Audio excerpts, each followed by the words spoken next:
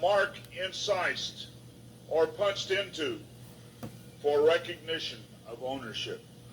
I thought about the little injection tool. The end of it is called an incisor. I began to weep and I began to cry, and I said, "Oh God, what have we done?" I couldn't believe that this lined up with what we had developed.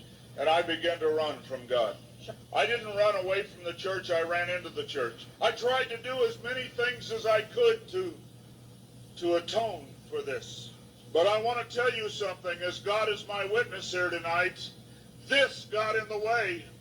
Money got in the way. I had beautiful homes overlooking the lake. I had all the things that I wanted, and I ran because of the money. My ability to go and get $250,000 in research money took me away from telling the message. I ran for many years. What I want to tell you is that this is real. The microchip implant is real. Credit cards are failing. They can be counterfeited. The new smart card can be counterfeited. They can be stolen. They can be lost. All kinds of things can happen to a card. But you cannot lose your hand. Very quickly they're going to move to this being in the hand. And I tell you, as a Christian, you cannot take this. No matter what anybody says, God's word says you cannot take it. No matter what they try to talk you into, God's word says don't take it. In Revelation 14, verse 9, "And the third angel followed them, saying with a loud voice, If any man worship the beast in his image, and receive his mark in his forehead or in his hand, the same shall drink of the wine of the wrath of God, which is poured out without mixture into the cup of his indignation, and he shall be tormented with fire and brimstone in the presence of the holy angels and in the presence of the Lamb.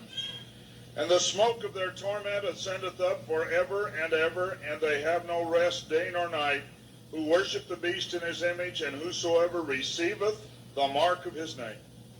Here is the patience of the saints. Here are they that keep the commandments of God and the faith of Jesus. It's very simple. God's word says to do not take it. Today there have been over 15,000 babies that have been given the positive identification, the microchip. Many companies are using the microchip as identification in their top-level employees. The Immigration Naturalization Service has a better passport, the human hand. So many of these things are all around us. We talk about the signs of the New World Order. God has spelled out in His Word just exactly what's going on today in the New World Order. Satan desires to have a one-world government. From the time he fell, he said, "I want a one-world government." He wants to replace God. And so we see a government put together by men, a one-world government. The signs of the times are all around us.